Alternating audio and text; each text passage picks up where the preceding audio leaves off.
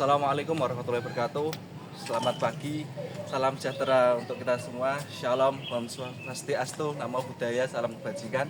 Saya Andika Pratibta Ardianata. Di sini saya akan memberikan tanggapan tentang pelanggaran hak dan kewajiban warga negara Indonesia. Pada bulan Oktober tahun 2023, jagat dunia maya dikagetkan dengan pembunuhan dini yang dilakukan oleh Ronald Tanur, anak dari salah satu anggota DPR RI. Insiden tersebut terjadi pada tanggal 3 Oktober tahun 2023. Jaksa menuntut hukuman 12 tahun penjara dan restitusi 263,6 juta kepada keluarga korban. Namun pada tanggal 24 Juli tahun 2024, Majelis Hakim Pengadilan Negeri Surabaya memvonis bebas Ronald Tanur. Putusan ini memicu kontroversi publik dan akhirnya terbongkar pada bulan Oktober tahun 2024 setelah 3 hakim tertangkap operasi tangkap tangan Kejaksaan Agung dan didapati hakim menerima suap dari keluarga pelaku. 3 hakim Pengadilan Negeri Surabaya ditangkap tim Kejaksaan Agung pada Rabu 23 Oktober 2024 karena dugaan penerimaan gratifikasi terkait vonis bebas Ronald Tanur dalam kasus pembunuhan Dini Sera Afriyanti. Mereka adalah Erintua Damanik, Mangapul, dan Heru Hanindyo. Jaksa Agung Muda Tindak Pidana Khusus Kejagung menyita miliaran rupiah yang diduga uang suap kepada 3 hakim tersebut.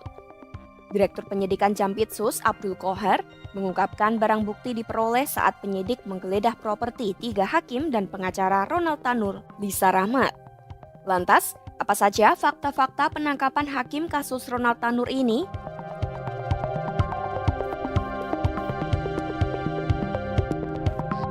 Kejagung melalui tim penyelidikan Jampitsus memulai penyelidikan usai jatuhnya vonis bebas kasus Ronald Tanur yang dinilai janggal. Qohar menyebut timnya melakukan pengawasan intensif seperti verifikasi di lapangan secara tertutup usai putusan itu menjadi perhatian publik.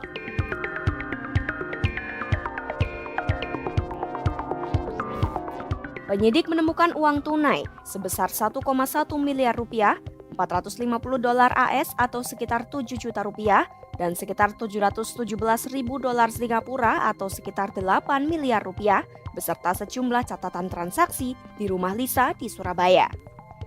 Lalu di apartemen Lisa di Jakarta, penyidik menemukan uang tunai dari beragam pecahan dolar AS dan dolar Singapura yang jika dirupiahkan setara dengan 2 miliar rupiah. Ada pula dokumen bukti penukaran uang, catatan pemberian uang kepada pihak terkait, dan ponsel dari apartemen Lisa. Sementara saat penggeledahan kediaman Hakim Erintua Damanik dan Hakim Mangapul, penyidik menemukan sejumlah uang sebagai berikut.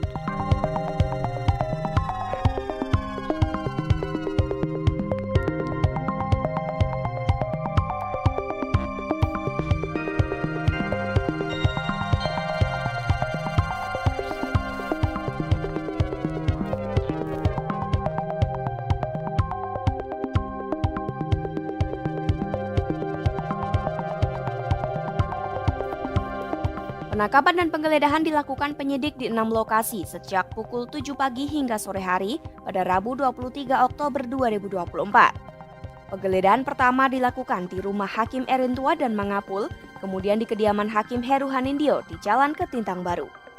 Lalu, penyelidik menggeledah kantor dan rumah pengacara Ronald Tanur, Lisa Rahmat. Selain itu, kediaman Kevin Wibowo yang diduga ikut serta dalam penanganan perkara Ronald Tanur juga digeledah.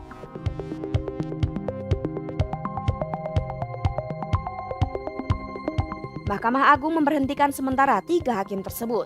Apabila mereka terbukti bersalah, maka ketiganya akan dipecat. Hal ini dituturkan oleh juru bicara MA Yanto dalam konferensi pers di Gedung MA Jakarta, Kamis 24 Oktober 2024.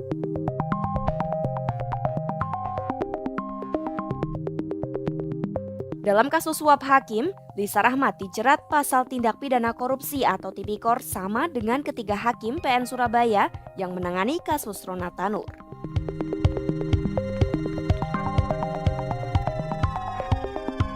Tiga hakim PN Surabaya pun sudah ditetapkan sebagai tersangka dan ditahan di Rumah Tahanan Kelas 1 Surabaya, Cabang Kejaksaan Tinggi Jawa Timur. Mereka ditahan untuk memudahkan penyidikan. Selain 3 hakim itu, Kejagung juga menetapkan Lisa Rahmat sebagai tersangka dan ditahan di Rutan Salemba. Pelanggaran hak dan pengingkaran kewajiban warga negara merupakan bentuk pelanggaran terhadap prinsip-prinsip negara hukum yang dijamin oleh konstitusi. Salah satu hak fundamental yang menjadi pilar utama dalam sistem hukum Indonesia adalah hak atas kesetaraan di hadapan hukum. Sebagaimana diatur dalam pasal 27 ayat 1 Undang-Undang Dasar Negara Republik Indonesia tahun 1945 yang menyatakan segala warga negara bersamaan kedudukannya di dalam hukum dan pemerintahan serta wajib menjunjung hukum dan pemerintah itu dengan tidak ada kecualian. Hak tersebut diperkuat oleh pasal 28D ayat 1 Undang-Undang Dasar 1945 yang menyatakan setiap orang berhak atas pengakuan, jaminan, perlindungan, dan kepastian hukum yang adil serta perlakuan yang sama di hadapan hukum. Namun, realitas menunjukkan prinsip kesetaraan di mata hukum seringkali dilanggar, terutama dalam kasus-kasus yang melibatkan perbedaan status sosial, ekonomi, atau politik. Warga miskin kerap menerima sanksi hukum yang berat meskipun melakukan pelanggaran ringan. Sementara individu yang memiliki kekayaan dan kekuasaan memiliki perlakuan istimewa, mulai dari keringanan hukuman hingga bebas jerat hukum. Praktik ketidakadilan tersebut tidak hanya melanggar hak warga negara atas perlakuan yang setara di depan hukum, tetapi juga mencerminkan pengingkaran kewajiban negara untuk menegakkan hukum secara adil dan tanpa diskriminasi, sebagaimana diamanatkan dalam pasal 1 ayat 3 Undang-Undang Dasar 1945 yang menegaskan bahwa Indonesia adalah negara hukum.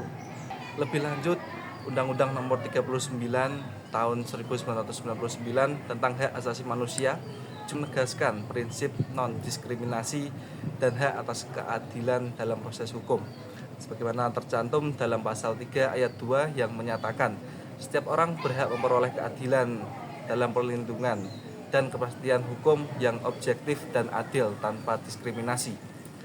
Oleh karena itu, menjamin kesetaraan di mata hukum merupakan kewajiban mutlak yang harus dijalankan oleh negara demi menjaga legitimasi hukum, kepercayaan masyarakat, serta mewujudkan keadilan sosial bagi seluruh rakyat Indonesia.